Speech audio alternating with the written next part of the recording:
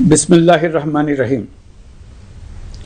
প্রিয় দেশবাসী, শিশু, কিশোর কিশোরী, তরুণ তরুণী, ছাত্রছাত্রী, বয়স্ক, বৃদ্ধ, নারী পুরুষ সবাইকে আমার সালাম জানাচ্ছি। আসসালামু আলাইকুম। আজ 5ই অগস্ট, জুলাই গণ অভ্যুত্থান দিবস। বাংলাদেশের ইতিহাসের এক অবিস্মরণীয় দিন। 1 বছর আগে এই দিনে জুলাই গণ অভ্যুত্থান পূর্ণতা পায়। দীর্ঘদিনের ফ্যাসিবাদী শাসন থেকে মুক্ত হয় প্রিয় স্বদেশ। গত বছরের জুনে আদালতের একটি রায়ে সরকারি চাকরিতে কোটা পুনর্বহাল হলে দেশের তরুণ শিক্ষার্থী সমাজ বিক্ষুব্ধ হয়ে ওঠে। তাদের এই ক্ষোভ দাবানলে পরিণত হয় স্বৈরাচারের তুচ্ছ-তাচ্ছিল্যে, দমন পীড়নে, নির্বিচারে গুলিবর্ষণ, নির্মম হত্যাযজ্ঞের কারণে। স্বৈরাচারী শাসকের নির্দেশে পরিচালিত হত্যাযজ্ঞের সামনে নির্ভীক চিত্তে দাঁড়িয়েছিল এদেশের ছাত্র, শ্রমিক, জনতা। তাদের সম্মুখভাগে ছিলেন আমাদের অদম্য নারীরা। দেশকে স্বৈরাচার মুক্ত করতে অকাতরে জীবন উৎসর্গ করেছেন তাঁরা। আজকের দিনে আমি জাতির সূর্য সন্তান জুলাই শহীদদের গভীর শ্রদ্ধার সঙ্গে স্মরণ করছি। জুলাইয়ে যারা আহত হয়েছেন, চিরতরে পঙ্গু হয়েছেন, দৃষ্টি হারিয়েছেন, জাতির পক্ষ থেকে আমি তাদের প্রতি শ্রদ্ধা ও কৃতজ্ঞতা জানাচ্ছি। প্রিয় দেশবাসী, গত 1 বছরে আমরা অনেক সংকট ও সম্ভাবনার মধ্য দিয়ে পার করেছি। অনেক ঘটনা, দুর্ঘটনা আমাদের গভীরভাবে বেদনাহত করেছে। সর্বশেষ মাইলস্টোন কলেজে বিমান বিধ্বস্ত হয়ে ঝরে গেছে আমাদের কোমলমতি শিশুসহ বেশ কিছু মানুষের প্রাণ। আগুনে পুড়ে আহত হয়েছেন অনেকেই। এই ঘটনা আমাদের সবাইকে শোকস্তব্ধ করে দিয়েছে। এই দুর্ঘটনায় নিহতদের আত্মার শান্তি কামনা করছি। যারা এখনো হাসপাতালে চিকিৎসাধীন তাদের দ্রুত আরোগ্য কামনা করছি। এই ভয়াবহ দুর্ঘটনার পর সিঙ্গাপুর, চীন, ভারত সহ কয়েকটি দেশের যে সকল চিকিৎসক এবং নার্স আহতদের সেবায় অক্লান্ত পরিশ্রম করেছেন তাদের প্রতি কৃতজ্ঞতা জানাচ্ছি। যারা রক্ত দিয়ে আহতদের পাশে দাঁড়িয়েছেন কৃতজ্ঞতা জানাচ্ছি তাদের প্রতিও। প্রিয় দেশবাসী, জুলাই অভ্যুত্থানের পর আমরা অনেক দূর পথ অতিক্রম করে এসেছি। আমাদের জাতীয় জীবনে শান্তি শৃঙ্খলা ফিরে এসছে, অর্থনীতিতে গতিশীলতা এসছে, সংকট দূর হয়েছে। মাত্র কয়েকদিন আগে যুক্তরাষ্ট্রের সঙ্গে আমরা সফলতার সঙ্গে শুল্ক আলোচনা সমাপ্ত করেছি। এর ফলে আমাদের অর্থনীতির সম্ভাবনা বহুগুণ বেড়ে গিয়েছে। যখন 1 বছর আগে আমাদের অন্তর্বর্তীকালীন সরকার 16 বছর ব্যাপী একটানা ধ্বংসযজ্ঞ এবং লুটপাটে বিধ্বস্ত এক অর্থনীতির দায়িত্ব নিয়েছিলাম, তখন কারোরই মনে হচ্ছিল না এই বিধ্বস্ত অর্থনীতিকে আবার সহজে চালু করা যাবে। মাত্র 1 বছরের মধ্যে আমরা প্রতিশ্রুতি দিয়েছিলাম 2026 সালের জুনের মধ্যে দেশের আগামী জাতীয় সংসদ নির্বাচন আয়োজন করব। তবে নির্বাচনের আগে আমাদের অত্যাবশ্যকীয় কয়েকটি কাজ সম্পন্ন করতে হবে। এর মধ্যে অন্যতম হল জুলাই ঘোষণাপত্র ও জুলাই সনদ। আজ জুলাই গণ অভ্যুত্থান দিবসে সকল রাজনৈতিক দলকে সঙ্গে নিয়ে আমরা জাতির কাছে জুলাই ঘোষণাপত্র উপস্থাপন করেছি। এই ঘোষণাপত্রে মহান মুক্তিযুদ্ধ সহ বাংলাদেশের মানুষের অতীতের বিভিন্ন ঐতিহাসিক ও গণতান্ত্রিক সংগ্রাম থেকে শুরু করে জুলাই অভ্যুত্থানের প্রেক্ষাপট বর্ণনা করা হয়েছে। আমাদের 3টি দায়িত্ব ছিল: সংস্কার, বিচার ও নির্বাচন। জুলাই অভ্যুত্থানের ছাত্র, শ্রমিক, জনতা দেয়ালে দেয়ালে যে প্রত্যাশার কথা লিখে রেখেছিল তার অন্যতম ফোকাস ছিল রাষ্ট্র ব্যবস্থার গণতান্ত্রিক সংস্কার। সেই লক্ষ্যে আমরা বেশ কয়েকটি সংস্কার কমিশন গঠন করেছিলাম। তাদের মধ্যে প্রধান প্রধান সংস্কার কমিশনগুলো যে সুপারিশ পেশ করেছে সেগুলোর মধ্যে স্বল্প সময়ের মধ্যে আশু বাস্তবায়নযোগ্য বহু সংস্কার আমরা ইতিমধ্যে সম্পন্ন করেছি। এই সংস্কারগুলোর মাধ্যমে অর্থনৈতিক খাত, বিচার ব্যবস্থা ও জনপ্রশাসনে গতিশীলতা আসবে। স্বচ্ছতা ও জবাবদিহিতা বহুলাংশে বৃদ্ধি পাবে, দুর্নীতি, অনিয়ম ও হয়রানি হ্রাস পাবে। দীর্ঘমেয়াদী সংস্কার কাজ বাস্তবায়নের লক্ষ্যে আমরা জাতীয় ঐকমত্য কমিশন গঠন করেছিলাম। এই কমিশনে 30টিরও অধিক রাজনৈতিক দল ও জোট স্বতঃস্ফূর্তভাবে অংশগ্রহণ করেছে, তাদের মতামত দিয়েছে। প্রাথমিক পর্যায়ে ঐকমত্য কমিশন 166টি সুপারিশ নিয়ে 30টির বেশি রাজনৈতিক দলের সঙ্গে প্রায় 2 মাস ধরে দলগত ও জোটগতভাবে আলোচনা করেছিল। এই প্রক্রিয়ায় যেসব বিষয়ে রাজনৈতিক দলগুলোর মধ্যে ঐকমত্য প্রতিষ্ঠিত হয়েছিল সেগুলো বাদ দিয়ে কমিশনের পক্ষ থেকে 19টি মৌলিক সংস্কারের বিষয় চিহ্নিত করা হয়। দ্বিতীয় পর্যায়ে 23 দিন ধরে আলোচনা শেষে 19টি বিষয়ের বেশিরভাগ ক্ষেত্রেই ঐকমত্য প্রতিষ্ঠা করা সম্ভব হয়েছে, যদিও কয়েকটি ক্ষেত্রে কিছু কিছু রাজনৈতিক দলের নোট অফ ডিসেন্ট রয়েছে। সংস্কারের ক্ষেত্রে আমরা আমাদের লক্ষ্যে পৌঁছাতে পেরেছি। ঐকমত্য কমিশনের পরিচালনায় দেশের সকল রাজনৈতিক দল মিলে দীর্ঘদিন ধরে প্রতিনিয়ত আলাপ আলোচনার ভিত্তিতে জুলাই সনদ চূড়ান্ত হওয়ার পর্যায়ে এসছে। জুলাই সনদ একটি ঐতিহাসিক অর্জন। এটা শুধু আমাদের রাজনৈতিক ইতিহাসে নয়, বৃহত্তর পরিমণ্ডলের রাজনৈতিক ইতিহাসেও স্মরণীয় হয়ে থাকবে। দলিল তো স্মরণীয় হয়ে থাকবেই, এটা রচনার প্রক্রিয়াও স্মরণীয় হয়ে থাকবে। এই দলিল প্রণয়নের জন্য আমি সকল রাজনৈতিক দলের নেতৃবৃন্দকে এবং ঐকমত্য কমিশনের সদস্যবৃন্দকে, বিশেষ করে এই উদ্যোগের নেতৃত্ব দানকারী প্রফেসর আলী রিয়াজকে জাতির পক্ষ থেকে অশেষ কৃতজ্ঞতা ও ধন্যবাদ জানাচ্ছি। রাজনৈতিক দলের প্রতিনিধিরা অত্যন্ত সৌহার্দ্যপূর্ণ পরিবেশে আলোচনায় অংশ নিয়েছেন। মতপার্থক্য থাকা সত্ত্বেও সকল রাজনৈতিক দলের মধ্যে ঐকমত্য তৈরির চেষ্টা ছিল। আমরা আশা করছি এই ঐকমত্যের ভিত্তিতে অচিরে রাজনৈতিক দলগুলি জুলাই সনদে স্বাক্ষর করবে এবং এর বাস্তবায়নেও ঐকমত্যে পৌঁছাবে। জুলাই সনদ বাংলাদেশে সুষ্ঠুভাবে ক্ষমতা হস্তান্তর, জবাবদিহিমূলক রাষ্ট্রীয় প্রতিষ্ঠানগুলোর স্বাধীনতা ও সক্ষমতা, নাগরিক অধিকারের সত্যিকারের বাস্তবায়ন, রাষ্ট্রীয় সম্পদ ও সামর্থ্যের ব্যবস্থাপনা নিশ্চিত করবে। আমাদেরকে নিশ্চিত করতে হবে ভবিষ্যতের কোনো সরকারই যেন আর ফ্যাসিস্ট হয়ে উঠতে না পারে। রাষ্ট্রকে এমনভাবে মেরামত করতে হবে যাতে কখনো কোথাও ফ্যাসিবাদের লক্ষণ পাওয়া গেলেই সেটিকে যেন তাৎক্ষণিকভাবে সেখানেই নির্মূল করা যায়, আর যেন 16 বছরের জন্য অপেক্ষা করতে না হয়, বহু মানুষকে প্রাণ দিতে না হয়, আমাদের যেন আরেকটি গণ অভ্যুত্থানের প্রয়োজন না হয়। জুলাই আগস্টের মানবতা বিরোধী অপরাধ মামলায় বিচার কাজ দৃঢ়ভাবে এগিয়ে চলেছে। বিচারের আনুষ্ঠানিক শুনানি পর্বও শুরু হয়েছে। ইতিহাসের নির্মম হত্যাযজ্ঞে যারা জড়িত তাদের বিচার এদেশের মাটিতে হবেই। বিচার প্রক্রিয়া ও এর ফলাফল ক্রমান্বয়ে মানুষের কাছে প্রকাশিত হতে থাকবে। বিচারের পুরো প্রক্রিয়া দেশবাসীর কাছে স্বচ্ছ ও দৃশ্যমান রাখা হচ্ছে। এবার আমাদের সর্বশেষ দায়িত্ব পালনের পালা, নির্বাচন অনুষ্ঠান। আজ এই মহান দিবসে আপনাদের সামনে এই বক্তব্য রাখার পর থেকেই আমরা আমাদের সর্বশেষ এবং সবচেয়ে গুরুত্বপূর্ণ অধ্যায়ে প্রবেশ করব। আমরা এবার একটা নির্বাচিত সরকারের কাছে দায়িত্ব হস্তান্তরের প্রক্রিয়া শুরু করব। অন্তর্বর্তী সরকারের পক্ষ থেকে আমি প্রধান নির্বাচন কমিশনারের কাছে চিঠি পাঠাবো যেন নির্বাচন কমিশন আগামী রমজানের আগে 2026 সালের ফেব্রুয়ারি মাসে জাতীয় নির্বাচন অনুষ্ঠানের আয়োজন করেন। আপনারা সকলেই দোয়া করবেন যেন সুন্দরভাবে নির্বাচন অনুষ্ঠান করে এদেশের সকল নাগরিক একটি নতুন বাংলাদেশ গড়ার কাজে সফলভাবে এগিয়ে যেতে পারে।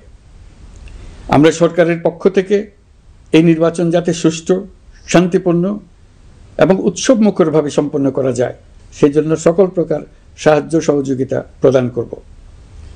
এবারের নির্বাচন যেন আনন্দ উৎসবের দিক থেকে, শান্তি শৃঙ্খলার দিক থেকে, ভোটার উপস্থিতির দিক থেকে, সৌহার্দ্য ও আন্তরিকতার দিক থেকে দেশের ইতিহাসে স্মরণীয় হয়ে থাকে। সেই জন্য সকল আয়োজন সম্পন্ন করতে আগামীকাল থেকে আমরা সকলেই মানসিক প্রস্তুতি ও প্রাতিষ্ঠানিক আয়োজন শুরু করব। নির্বাচনে ভোটারদের সম্পর্কে দুই একটা কথা বলতে চাই।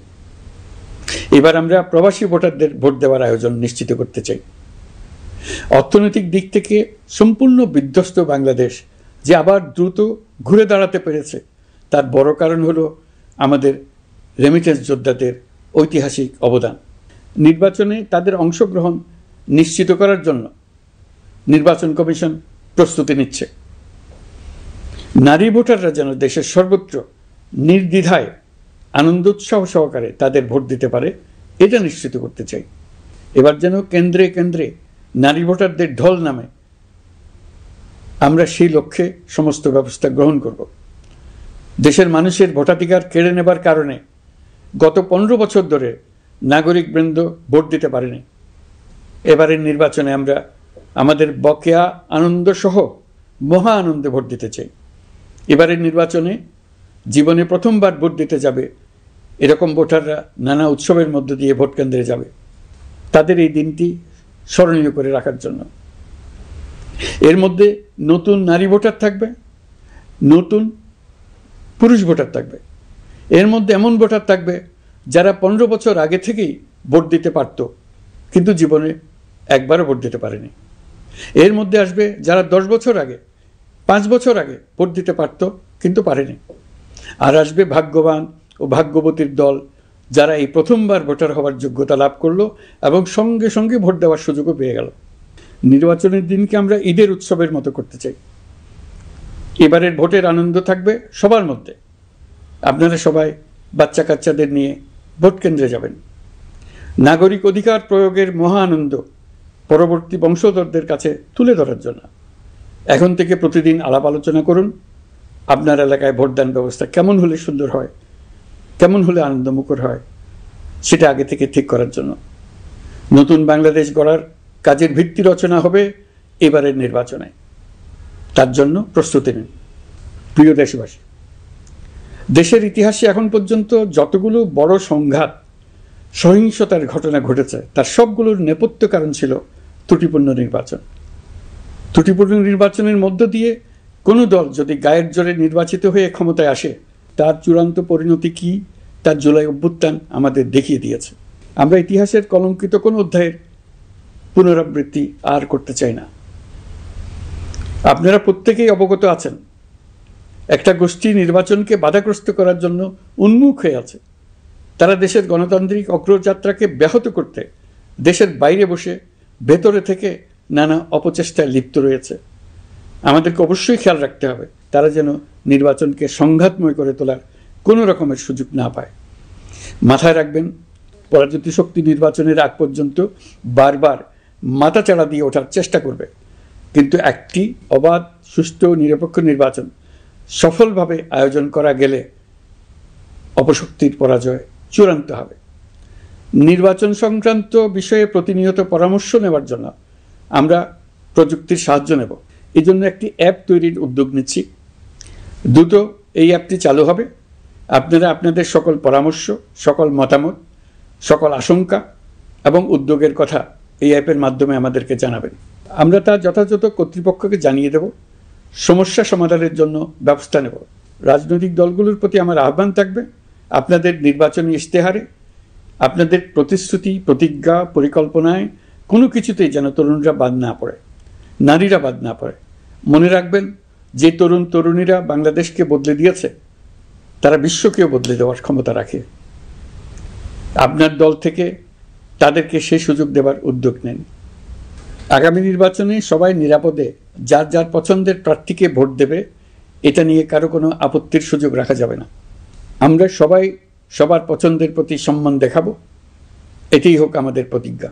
প্রিয় দেশবাসী, আপনারা জানেন সরকার দায়িত্ব গ্রহণের পরপরই দেশের দক্ষিণ ও উত্তরাঞ্চলে যে ভয়াবহ বন্যা পরিস্থিতি তৈরি হয়েছিল তা ফসল উৎপাদনে ব্যাপক ক্ষতি সাধন করেছে। এর ফলে নিত্য প্রয়োজনীয় পণ্যের মূল্যবৃদ্ধির আশঙ্কা হয়েছিল। তবে সংশ্লিষ্ট প্রতিষ্ঠান ও কর্তৃপক্ষের যথাযথ পদক্ষেপ, নজরদারি ও মধ্যস্বত্বভোগীদের দৌরাত্ম্য কমানোর ফলে এটি এড়ানো গেছে। বিশেষ করে এবছরের পবিত্র মাহে রমজান মাস থেকে শুরু করে এখন পর্যন্ত বাজার পরিস্থিতি স্থিতিশীল রয়েছে। মূল্যস্ফীতির নিয়ন্ত্রণ ছিল আমাদের জন্য সবচেয়ে বড় চ্যালেঞ্জ। ভঙ্গুর অর্থনীতি ও বন্যার কারণে খাদ্য মূল্যস্ফীতি হয়েছিল প্রায় 14%। এখন সেটা অর্ধেকে নেমে এসছে। আমরা আশা করছি ডিসেম্বরের মধ্যে এটা 6% নেমে আসবে। এই জুন মাসে দেশের সার্বিক মূল্যস্ফীতি কমে 8.48% হয়েছে, যা বিগত 35 মাসের মধ্যে সর্বনিম্ন। এই নিয়ে 4 মাস ধরে সার্বিক মূল্যস্ফীতি ক্রমান্বয়ে কমেছে। বর্তমান অন্তর্বর্তীকালীন সরকারের প্রতি প্রবাসীদের অসীম আস্থার ফলে মুদ্রাবাজারেও স্থিতিশীলতা ফিরে এসছে। গত অর্থ বছরে ব্যাংকিং চ্যানেলে রেকর্ড $3033 কোটি প্রবাসী আয় দেশে এসছে। রপ্তানি আয়ে প্রায় 9% প্রবৃদ্ধি হয়েছে। এর ফলে টাকা শক্তিশালী হয়েছে। অনেক বছর পর ডলারের বিপরীতে টাকার মান বাড়ছে। গত 11 মাসে বৈদেশিক পাওনাদারদের পাওনা সুদ ও আসল বাবদ $4 বিলিয়ন অর্থাৎ $400 কোটি অর্থ পরিশোধ করা হয়েছে, যা এ যাবৎকালের সর্বোচ্চ। আগের বকেয়া আদায় পরিশোধের পরও বৈদেশিক মুদ্রার রিজার্ভ বাড়ছে। আগামীতে এই ধারা বজায় থাকবে বলে আমরা আশা করি। বিদেশি বিনিয়োগ বৃদ্ধিতে বিভিন্ন উদ্যোগ নেওয়ার ফলে এই বছরের প্রথম 3 মাসে বিদেশি বিনিয়োগ এসছে $10,500 কোটি। গত বছরের একই সময়ের তুলনায় এটা দ্বিগুণেরও বেশি। আর অক্টোবর থেকে হিসাব করলে 6 মাসে ফরেন ডাইরেক্ট ইনভেস্টমেন্ট এসছে $16,500 কোটি, যা গত সরকারের আমলের শেষ 6 মাসের তুলনায় দ্বিগুণ। কর্মসংস্থান সৃষ্টি অন্তর্বর্তীকালীন সরকারের অন্যতম বড় লক্ষ্য। সম্প্রতি হংকং ভিত্তিক শিল্পগোষ্ঠী হান্ডা বাংলাদেশের বস্ত্র ও তৈরি পোশাক খাতে $250 মিলিয়ন বিনিয়োগের প্রতিশ্রুতি নিয়ে এসছে, যা এই খাতে চীনা কোনো কোম্পানির একক সর্বোচ্চ বিনিয়োগ। তাদের এই বিনিয়োগের ফলে 25,000 লোকের কর্মসংস্থান হবে। আমরা দৃঢ়ভাবে বিশ্বাস করি হান্ডার এই বিনিয়োগ আরও চীনা কোম্পানিকে এই দেশে বিনিয়োগের জন্য উৎসাহিত করবে। এর মাধ্যমে আমাদের তরুণ তরুণীদের কর্মসংস্থানের পথ খুলবে। গত 16 বছরে দেশ থেকে যে বিপুল পরিমাণ অর্থ পাচার হয়ে গিয়েছে, আমরা সেটা ফিরিয়ে আনার উদ্যোগ নিয়েছি। এই দীর্ঘ আইনি প্রক্রিয়ার জন্য সরকার নামকরা বিদেশি আইনি প্রতিষ্ঠানকে নিয়োগ দিয়েছে। যথাযথ আইনি পদক্ষেপের ফলে বিশ্বের বিভিন্ন দেশে ফেসিবাদী দুর্বৃত্তরা যে অর্থ সম্পদের পাহাড় গড়েছে তার কিছু কিছু ইতিমধ্যে জব্দ হয়েছে। এই কার্যক্রম সঠিকভাবে চালিয়ে যেতে পারলে অল্প সময়ের মধ্যে আরও কিছু ইতিবাচক ফলাফল পাওয়া যাবে বলে আমি বিশ্বাস করি। দেশের ভেঙে পড়া অর্থনীতিকে মজবুত করতে হলে আমাদের চিন্তায় মৌলিক পরিবর্তন আনতে হবে। আমি বরাবরই বলে এসেছি, এদেশের নদী ও বিশাল সমুদ্র আমাদের মূল্যবান সম্পদ। আমরা এই সম্পদকে কাজে লাগিয়ে সমান্তরালভাবে পানিভিত্তিক অর্থনীতি গড়ে তুলতে চাই। আমরা প্রায় ভুলে যাই যে বঙ্গোপসাগরের একটা অংশও আমাদের দেশ। এর পরিমাণ আমাদের মোট জমির পরিমাণের চাইতে বেশি। আমরা প্রায় সবসময় জমিভিত্তিক আমাদের অর্ধেক দেশ নিয়ে মাথা ঘামাই, বাকি পানিভিত্তিক অর্ধেক দেশকে হিসাবেই ধরি না, কারণ আমরা ওই অংশে বসবাস করি না। আমরা তো হাওর বাওরেও বসবাস করি না, তাই বলে তো তাকে হিসাবের বাইরে রাখি।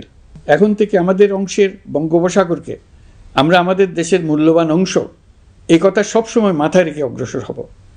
এই অংশের পানির উপর দিয়ে দেশ বিদেশের সঙ্গে আমরা বাণিজ্য করব, তার মাধ্যমে আমরা পুরো পৃথিবীকে আমাদের প্রতিবেশী বানাবো। এই পানির মধ্যে আছে অফুরন্ত সম্পদ, মৎস্য সম্পদ, যা প্রতি বছর ফসল দেয়। এই পানির নিচে আছে অফুরন্ত গ্যাস। এর সব কিছুকে নিয়েই প্রতিনিয়ত আমাদের চিন্তাভাবনাকে চালিত করতে হবে। বর্তমান সরকার চট্টগ্রাম বন্দর ব্যবস্থাপনাকে নতুন করে সাজানোর উদ্যোগ নিয়েছে। সরকার সম্প্রতি বাংলাদেশ নৌবাহিনী পরিচালিত ড্রাই ডক লিমিটেডকে নিউ মুরিং টার্মিনাল কন্টেইনার হ্যান্ডলিংয়ের দায়িত্ব দিয়েছে। তারা কাজ শুরু করা মাত্রই কিছু ইতিবাচক পরিবর্তন এসছে। প্রথম 2 সপ্তাহে দেখা গেছে আগের তুলনায় প্রতিদিন গড়ে 225টি বেশি কন্টেইনার হ্যান্ডলিং হচ্ছে। এই বন্দরকে আধুনিকভাবে গড়ে তোলা গেলে তা শুধু বাংলাদেশের অর্থনীতিতেই ভূমিকা রাখবে না, নেপাল, ভুটান সহ পার্শ্ববর্তী অঞ্চলের অর্থনীতিতে ইতিবাচক ভূমিকা রাখতে সক্ষম হবে। বিনিময়ে তারাও উপকৃত হবে, আমরাও উপকৃত হব। আমাদের উপকূল অঞ্চল অফুরন্ত সম্ভাবনার আধার। কুমিরা থেকে টেকনাফ পর্যন্ত নানা বন্দরের কর্মচাঞ্চল্যে সমগ্র উপকূল অঞ্চলকে দক্ষিণ এশিয়ার একটি গুরুত্বপূর্ণ অর্থনৈতিক প্রাণকেন্দ্র হিসেবে প্রতিষ্ঠা করবে। এই পুরো অঞ্চলে অনেকগুলো শিল্পাঞ্চল গড়ে উঠবে শুধু সমুদ্রের সান্নিধ্য এবং তার ব্যবহারের দক্ষতার কারণে। সমুদ্র উপকূলীয় অঞ্চলের সম্পদ ও পরিবেশের টেকসই ব্যবহার নিশ্চিত করতে আমাদের বন্ধু দেশগুলোর সঙ্গে আলোচনা শুরু করেছি, তারা উৎসাহ সহকারে সাড়া দিয়েছেন। গভীর সমুদ্রকে আমরা এখনও আমাদের কল্যাণে কাজে লাগাতে পারিনি। একে কেন্দ্র করে আমরা মাছ পালন, আহরণ ও প্রক্রিয়াজাতকরণের শিল্প গড়ে তুলতে কাজ শুরু করেছি। এতে করে লক্ষ লক্ষ মানুষের কর্মসংস্থান হবে, আমাদের অর্থনীতি নতুন শক্তিতে বলীয়ান হবে। প্রিয় দেশবাসী, প্রবাসী বাংলাদেশিদের জন্য ভিসা সংক্রান্ত জটিলতা দূর করতে আমরা গভীরভাবে কাজ করে যাচ্ছি। বাংলাদেশি নাগরিকদের জন্য আরব আমিরাত পুনরায় ভিসা চালু করেছে। মালয়েশিয়া কর্তৃপক্ষ বাংলাদেশি কর্মীদের জন্য প্রথমবারের মতো মাল্টিপল এন্ট্রি ভিসা চালু করেছে। অন্যান্য দেশের সঙ্গেও ভিসা জটিলতা কীভাবে কমিয়ে আনা যায় এ নিয়ে আমরা কাজ করে যাচ্ছি। আগামী 5 বছরে জাপানে অন্তত 1 লক্ষ বাংলাদেশি তরুণদের পাঠানোর প্রস্তুতি শুরু করেছি। তরুণদের সেখানে পাঠানোর জন্য বিশেষ প্রশিক্ষণ, অন্যান্য ব্যবস্থাও আমরা নিতে শুরু করেছি। এর পাশাপাশি আমরা ইতালি, দক্ষিণ কোরিয়া, সার্বিয়া সহ বিভিন্ন দেশে দক্ষ কর্মীদের পাঠানোর উদ্যোগ নিয়েছি। সৌদি আরব, জর্ডান, ওমান সহ বিভিন্ন দেশে নথিপত্রের কারণে যে প্রবাসীরা ইরেগুলার হয়ে গিয়েছিলেন তাদেরকে রেগুলারাইজ করার জন্য ব্যবস্থা নিয়েছে। আমরা বিভিন্ন দেশের সঙ্গে বিদ্যমান চুক্তিগুলোকে পর্যালোচনা করে দেখছি যাতে আমাদের প্রবাসী ভাই বোনদের জন্য সেগুলো স্বস্তিদায়ক হয়। দেশে এবং দেশের বাইরে বাংলাদেশের নাগরিকরা যে যেখানে অবস্থান করছে তারা যাতে সব ধরনের নাগরিক সুবিধা পান, আমরা সেই বিষয়ে উদ্যোগ নিয়েছি। চলতি বছর আমাদের নানা উদ্যোগের ফলে প্রায় 87,000 বাংলাদেশি সুষ্ঠুভাবে হজ পালন করতে পেরেছেন। হজের ব্যয়ও অন্যান্য বছরের তুলনায় আমরা কমিয়ে আনতে পেরেছি।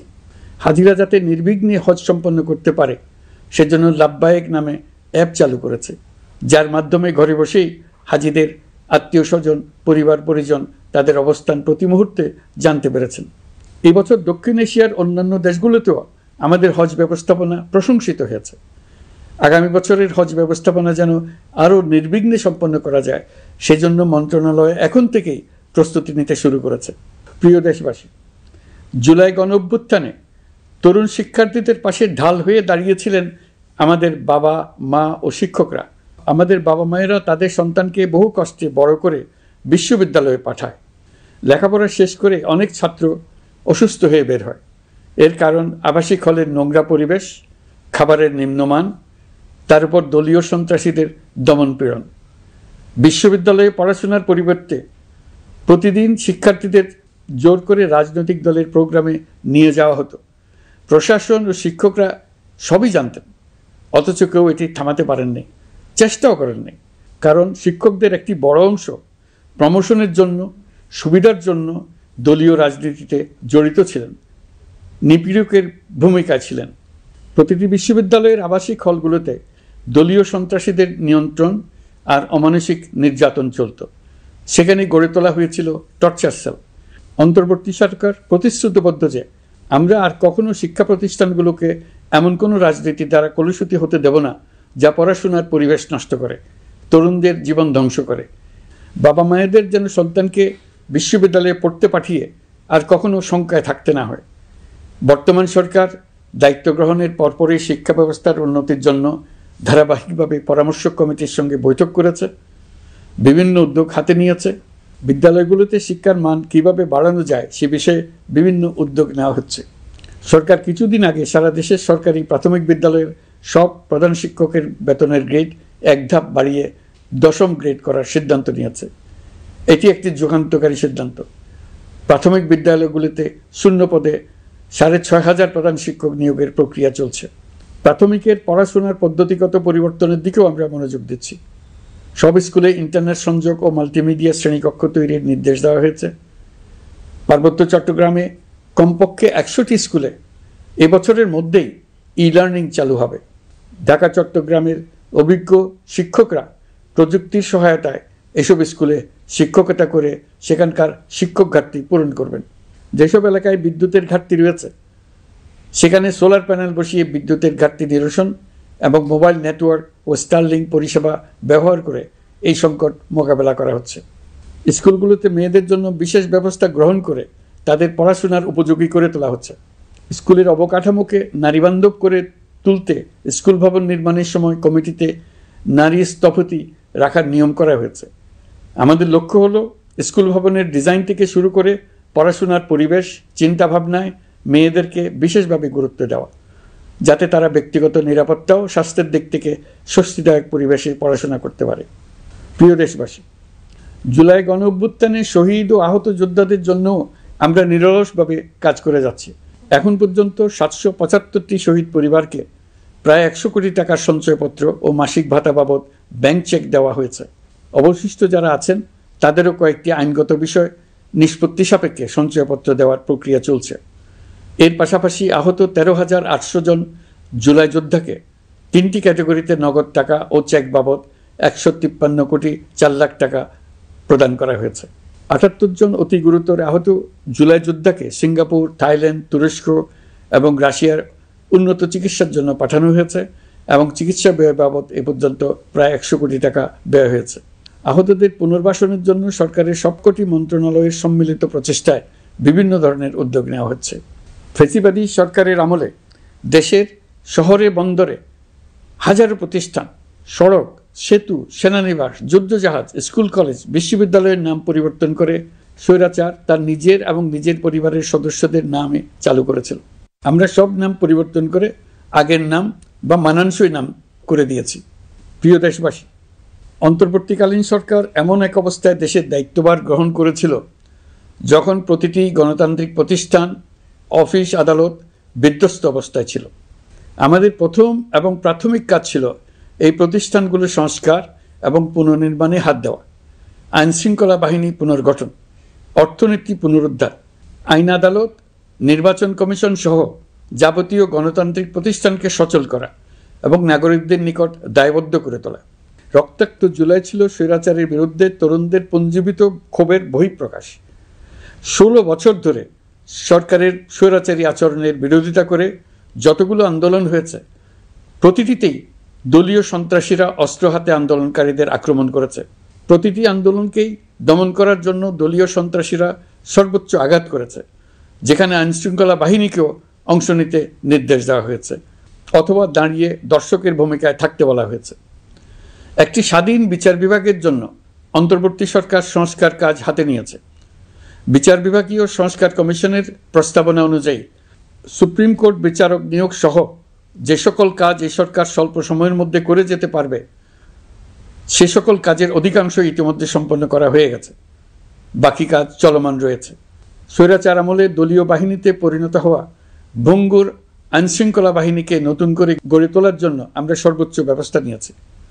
আইনশৃঙ্খলা বাহিনী দ্বারা কোনো মানবাধিকার লঙ্ঘন যাতে না ঘটে সেই জন্য পুলিশ সদর দপ্তরে একটি সেল কার্যকর করা হয়েছে, যেখানে মানবাধিকার সহ পুলিশ সদস্যদের মাধ্যমে সংগঠিত যে কোনো অপরাধের বিষয়ে অভিযোগ করা যায়।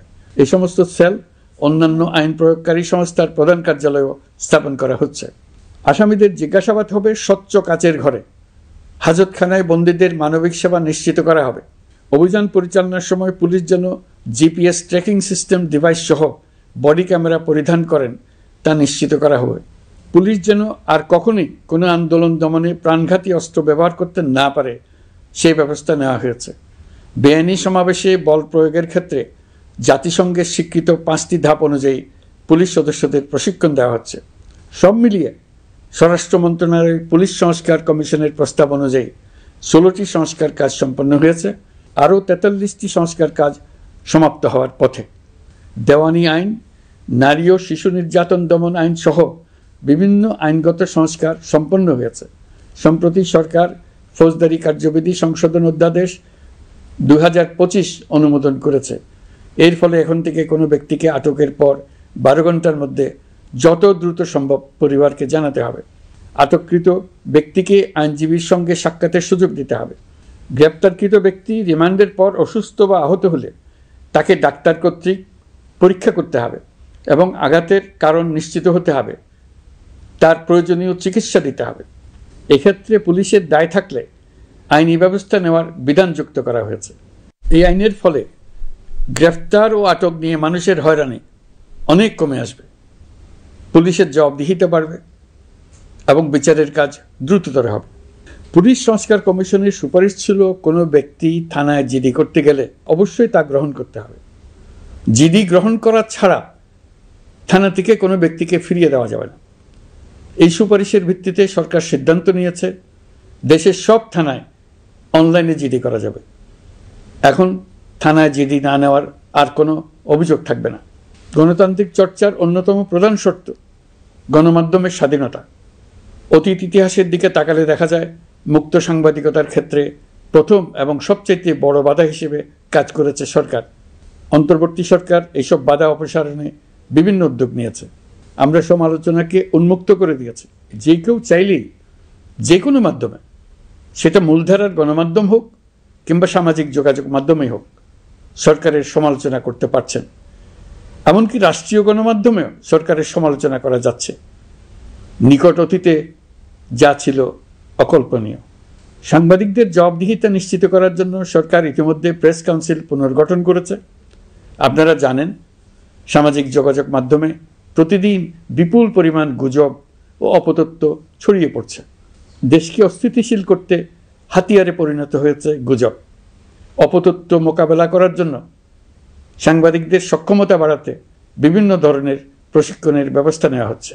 স্বৈরাচারী সরকার আমলে সাংবাদিকতার ক্ষেত্রে বড় বাধা ছিল ডিজিটাল নিরাপত্তা আইন, যা পরে সাইবার নিরাপত্তা আইন রূপে আবির্ভূত হয়েছিল।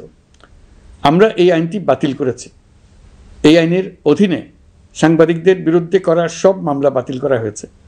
সংবাদ মাধ্যমের স্বাধীনতা নিশ্চিতকরণে এটি একটি বড় অগ্রগতি। নতুন যে আইন প্রণীত হয়েছে তাতে আগের আইনের নিবর্তনমূলক 9টি ধারা বাদ দেওয়া হয়েছে। আগের আইনের আওতায় করা 95% মামলায় এসব ধারায়। আমরা বিশ্বাস করি নতুন আইন প্রণয়নের পর সাংবাদিকদের আইনি হয়রানি বন্ধ হবে।